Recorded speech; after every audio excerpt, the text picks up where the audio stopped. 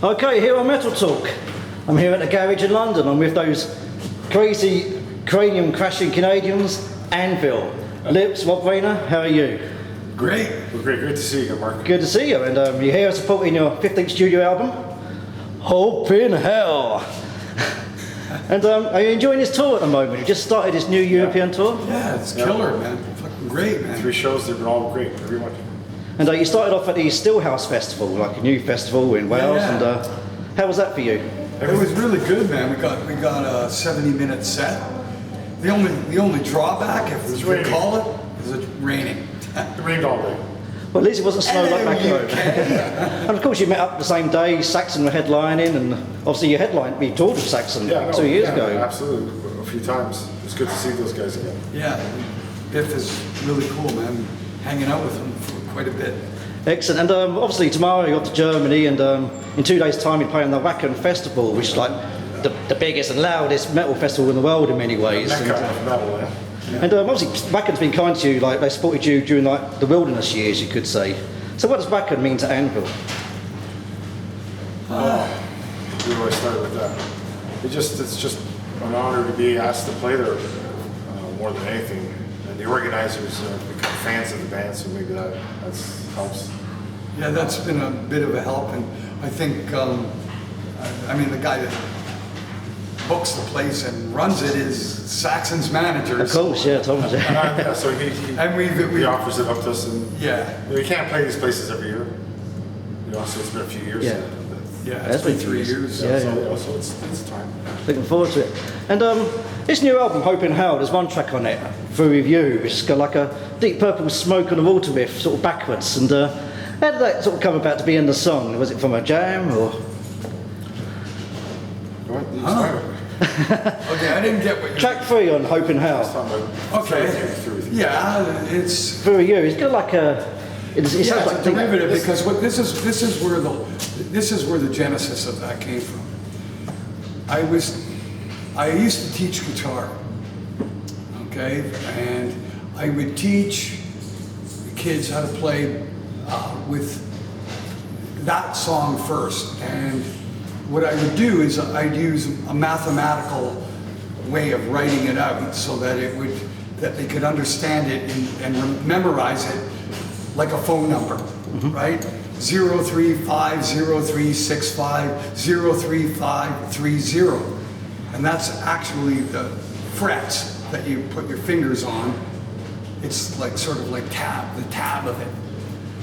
Well, I had taught my son this, and he turns to me and goes, "Well, Dad, can you make a different equation and use the same drum beats?" I said, "Probably, but it's not easy to do, because it'll either sound too close or it won't sound good at all, right? It's got to be only a certain amount of possibilities exist to be able to do that."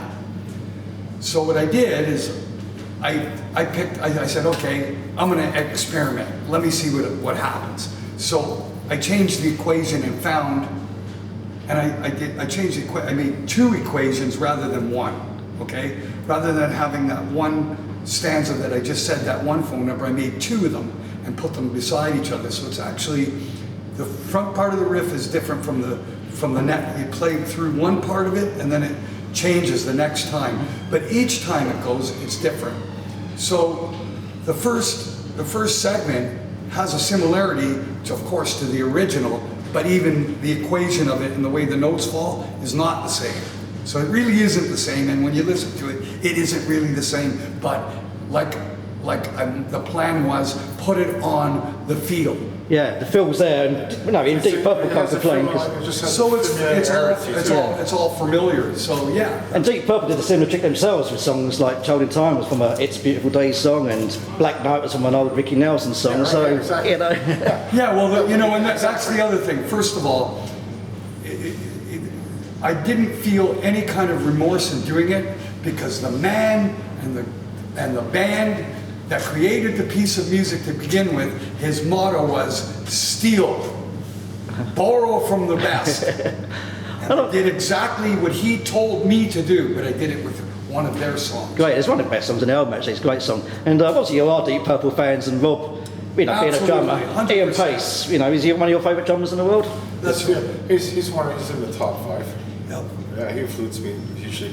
But the drums in that track are nothing like the original tracks. How cool is that? That's a Rob Ryan. Two different styles of players, yeah. Yeah, we reversed patterns.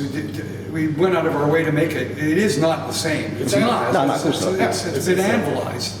The whole idea of that thing was to just strike a chord with the people that is a familiarity, something that they've heard, and that would only be in a riff. Outside that, it's a different song. Right. That's And it. we're not, it's not the riff by itself, they're singing on it. It's a chorus riff. It's not really used in the same and a lot fashion. of people like it. Yeah, That's they what, do. that's what we've been finding out as time's going on. So And another band, Black Sabbath, hardly inspired you, and fair enough, 2 albums ago you had an album called This Is 13, and obviously Black Sabbath, new album with Ozzy, it's called 13, isn't it? Yeah, right. Well, there you go. They're ripping us off, right? And when you really start thinking about it, is there anything original? Does it even matter? And I know you're a big Black Sabbath fan, so you've heard the new album. Well, I mean, this is another interesting fact, is that on the first listen to the newest Sabbath, I'm going, their next album will be better. If they make it. I listened to this one track there, and I'm going, that sounds like Paranormal from the Juggernaut of Justice album. It's virtually the same fucking thing. Yeah, we What do they do? Yeah. Have they been listening to Anvil? You know what I mean? I've been listening to Sabbath all my life. Maybe they're listening to Anvil and they're ripping us off. They took the idea of 13. I wrote an email to Mike Exeter. Why did you call your album 13? It's not your 13th album. Exactly, yeah. Right? Is it because it's just 2013? Is that what it is? But it isn't 13, it's 2013, right? So why 13? Never got an answer. I don't know why. I don't think there's ever been an answer to actually why the album is called 13. For us, the whole concept of This Is 13 was about rebirth. Yeah, but that could be what they felt themselves too. Yeah, I don't know that for sure, but that was the idea, that was the concept, and it even said it in the lyrics.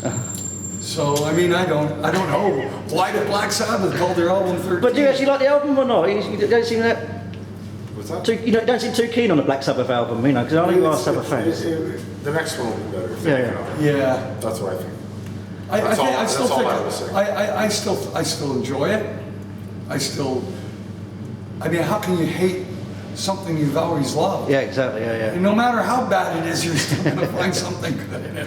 I love those guys, man. Of course. And obviously, we can't talk to Anvil without mentioning the film Story of Anvil, and I'm not going to go into that now, but obviously, last year you sort of let slip that you might be making another film, and it's all about the uniting Palestinians and the Israelis together. Is this film still an ongoing thing?